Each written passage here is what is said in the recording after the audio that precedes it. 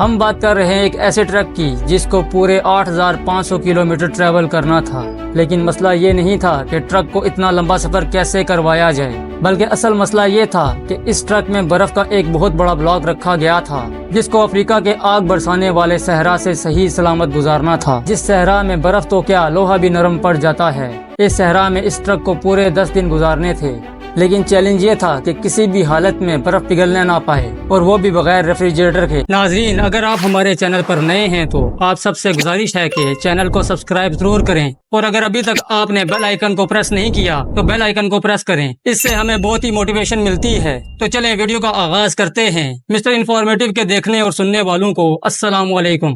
ناظرین، یہ بات ہے 1959 کی، جب پوری دنیا کی اٹینشن ایک آئس بلاک پر رکھی گئی تھی۔ یہ آئس بلاک 3050 kg وزنی تھا، اور اس کو دنیا کے ایک کونے سے دوسرے کونے تک پہنچانا تھا، اور وہ بھی بغیر ریفریجریشن کے۔ یعنی اس کا سٹارٹنگ پوائنٹ تھا ناروے کا شہر موئی رانا، اور اس کا اینڈنگ پوائنٹ تھا لیبرول، جو کہ سینٹرل افریقہ میں ایک شہر ہے۔ لیکن آخر ایسا کیوں کیا جا رہا تھا؟ اس آئس بلاک کو اتنا دور کیوں لے جایا جا رہا تھا؟ اصل میں یہ معاملہ شروع ہوا تھا 1 سال پہلے، یعنی 1958 میں۔ لگزمبرگ یورپ کا ایک ملک ہے جہاں سے ایک بہت فیمس ریڈیو اسٹیشن چلایا جاتا تھا۔ یہ براڈ کاسٹ ریڈیو لگزمبرگ کے نام سے پوری دنیا میں فیمس تھی۔ اس ریڈیو اسٹیشن کی طرف سے سارے سننے والوں کے لیے ایک انوکھا چیلنج رکھا گیا تھا، اور وہ چیلنج یہ تھا کہ اگر کوئی بھی آدمی 3 ٹن وزنی آئس بلاک کو آرکٹک ریجن سے افریقہ تک لے کر جائے گا تو اس کو ایک بہت بھاری انعام دیا جائے گا۔ ریڈیو لگزمبرگ کی طرف سے یہ ڈیسائیڈ کیا گیا تھا کہ ہر کلو گرام آئس کے بدلے میں 1 لاکھ فرانسس دیے جائیں گے، جو آج کے دور میں $16,000 بنتے ہیں۔ ہر ایک kg کے 16,000 ٹن یعنی 3,000 ٹن وزنی آئس بلاک کے $48 ملین بنتے ہیں، جو واقعی ایک بہت بڑی رقم ہے۔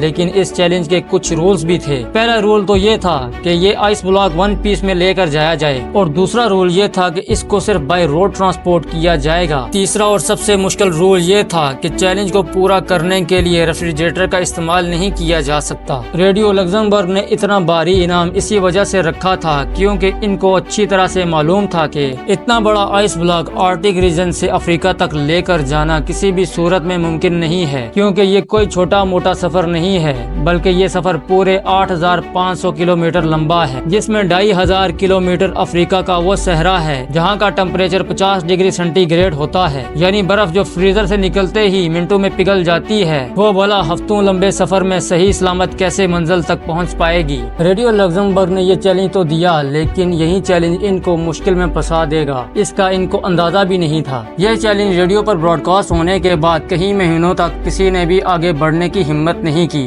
لیکن پھر برگر نارتھ ویک نامی ایک شخص نے اعلان کیا کہ وہ یہ چیلنج قبول کرنے کو تیار ہے۔ مگر نارتھ ویک، جو کہ ناروے میں ایک انسولیشن کمپنی گلاس وارڈ کا مینیجنگ ڈائریکٹر تھا، اس کا ماننا تھا کہ اس کی کمپنی جو انسولیشن مٹیریل بناتی ہے، اس کو استعمال کر کے یہ چیلنج آسانی سے پورا کیا جا سکتا ہے۔ اگر برگر نارتھ ویک یہ چیلنج پورا کرنے میں کامیاب ہو گیا تو وہ اپنی کمپنی گلاس وارڈ اور اس کے امپلائیز کے لیے کافی ساری دولت اکٹھی کر سکے گا۔ پوری دنیا میں یہ بات پھیل چکی تھی۔ ایک شخص نے ریڈیو لگزمبرگ کا آئس بلاک چیلنج قبول کر لیا ہے۔ اس کام کو انجام دینے کے لیے نارتھ ویک نے ایک ٹیم بنائی اور چیلنج کو پورا کرنے کے لیے کام شروع کر دیا، جس کی وجہ سے کئی نیوز پیپرز کی ہیڈ لائنز میں نارتھ ویک کے چرچے ہونے لگے۔ آئس بلاک چیلنج کو پورا کرنے کے لیے ابھی تک جو بھی کوشش کی گئی تھی، وہ جب ریڈیو لگزمبرگ کو معلوم پڑا تو ان کو ایک بہت بڑی رقم کھونے کا ڈر لگنے لگا، اور ڈر کے مارے انہوں نے اپنی یہ آفر واپس لے لی، کیونکہ گلاس وارڈ کمپنی اور اس کے ڈائریکٹر کافی زیادہ فیمس ہو چکے تھے۔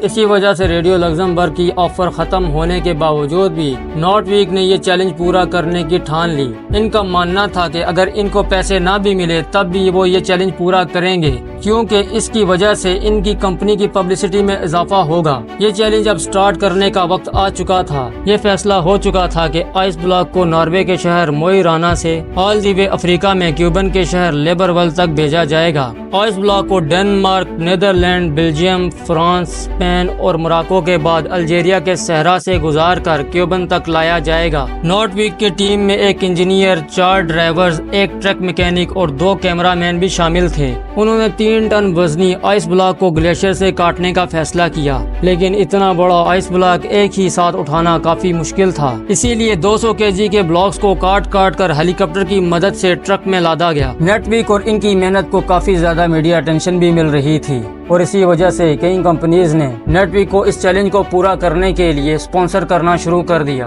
شیل نے فیول کی ذمہ داری اٹھائی اور اسکینیا نے ان کو ٹرک دیا جس میں یہ آئس بلاک رکھا جانا تھا۔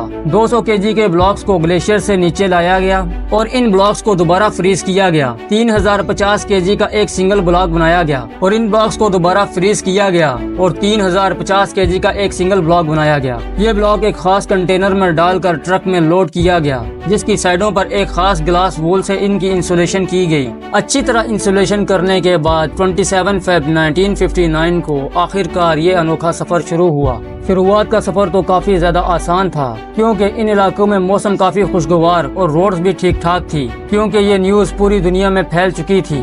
اسی وجہ سے یہ ٹرک اور اس کا کرو جس بھی بڑے شہر سے گزرتے تھے، وہاں کے لوگ ان کا استقبال کرتے اور نعرے لگا کر ان کا حوصلہ بڑھاتے تھے۔ جیسے جیسے ان کا سفر بڑھتا جا رہا تھا، ان کی پبلسٹی میں مزید اضافہ ہوتا جا رہا تھا۔ جب یہ ٹرک پیرس سے گزر رہا تھا تو ان کو وہاں کی پولیس نے بھیڑ والے علاقوں سے گزرنے کے لیے ایک خاص پروٹوکول بھی دیا، یہاں تک کہ پیرس کے میئر نے کرو کی دعوت بھی کی۔ اس سفر کو 1 ہفتہ گزر چکا تھا۔ وہاں سے پہنچنے پر ٹرک کو کرین کی مدد سے ایک شپ میں رکھا گیا، کیونکہ اب ان کو سمندر کا ایک بہت بڑا حصہ پار کرنا تھا۔ سمندر کے دوسرے حصے پر پہنچنے پر کنڈیشنز بالکل ہی الگ ہو چکی تھی۔ ٹرک اب افریقہ کی زمین پر آ چکا تھا، جہاں دن کے ٹائم پر گرمی انتہائی شدید تھی۔ نہ صرف آئس بلاک کے پگھلنے کا خطرہ تھا، بلکہ گرم ریت پر سفر کرنے سے ٹرک کے انجن کو بھی خطرہ تھا، اور ان کے ساتھ موجود کرو کی بھی طبیعت بگڑنے کا خوف منڈلا رہا تھا۔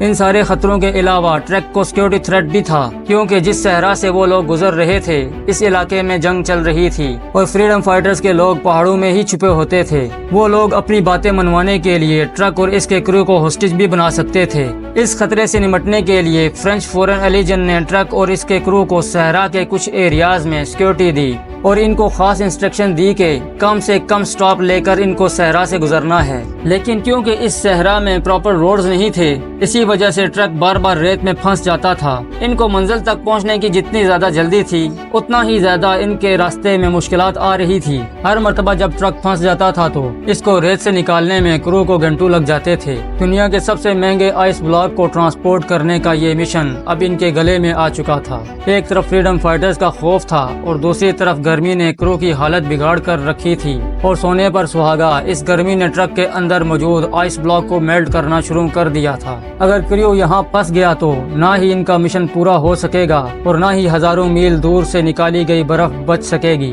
صحرا سے گزرنے والے مسافروں کے جانوروں کو انہوں نے پگھلنے والی برف کا پانی بھی پلایا، جو کہ اصل میں دنیا کا سب سے مہنگا ترین پانی تھا۔ کئی راتیں انہوں نے ریت پر سلیپنگ بیگ بچھا کر گزاری اور آہستہ آہستہ مشکلات کو فیس کرتے ہوئے منزل کی طرف بڑھتے گئے۔ آخر کار وہ اس صحرا کو پیچھے چھوڑنے میں کامیاب ہو ہی گئے اور اب ان کی منزل کافی زیادہ قریب تھی۔ پورے 28 دنوں کے سفر کے بعد ٹرک، کریو اور بچا ہوا آئس بلاک لیبرول پہنچنے میں کامیاب ہو گیا۔ لیبرول پہنچنے پر ان کا بھرپور استقبال کیا گیا، لیکن سب کو صرف ایک بات جاننی تھی کہ 28 دن کے سفر اور مشکل ترین کنڈیشن سے گزرنے کے بعد آخر کنٹینر میں کتنی برف بچی ہے۔ حیرت سے جب ٹرک کا کنٹینر کھولا گیا تو اس کے اندر کا منظر دیکھ کر یقین کرنا مشکل تھا۔ جی ہاں، ناروے سے نکلتے وقت آئس بلاک 3050 kg کا تھا، لیکن پورے 28 دنوں کے مشکل ترین سفر کے بعد حیرت انگیز طور پر آئس بلاک کا وزن 2714 kg تھا۔ صرف 11% برف یعنی صرف 336 کلو گرام آئس راستے میں پگھل چکی تھی اور باقی کا آئس بلاک 1 پیس میں موجود تھا۔ بے شک ریڈیو لگزمبرگ اپنی آفر سے پیچھے ہٹ چکا تھا،